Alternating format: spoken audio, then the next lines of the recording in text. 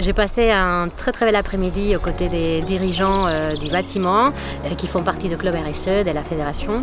Et je peux vous dire qu'ils sont pleins d'idées, qu'ils mettent déjà en place plein d'actions sur l'amélioration de la qualité de vie au travail et que c'était un bonheur d'écouter tous ces exemples et de les voir travailler ensemble.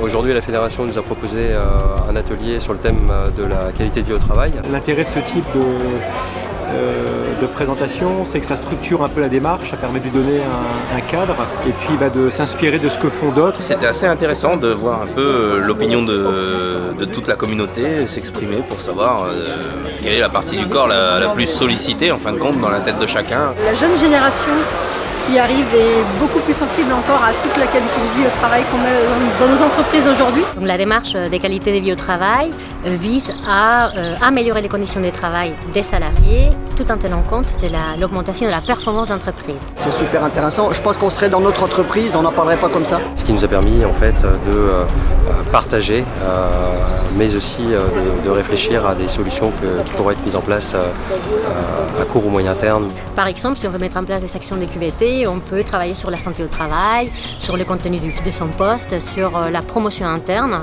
l'équilibre entre compétences et évolution professionnelle, l'égalité professionnelle, les dialogues sociaux.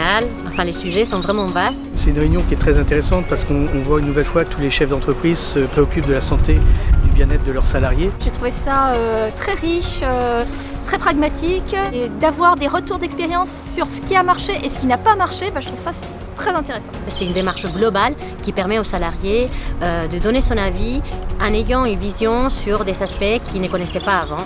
Et c'est ça qui est très riche. Ce que m'a apporté Elena, c'est de pouvoir justement remettre le pied à l'étrier et de se dire ok, on avait des bonnes idées, on les a un peu mises de côté, mais maintenant ça va redonner un petit peu d'élan. Et cette fois, on va le faire avec les collaborateurs et on va les amener avec nous dans cette aventure.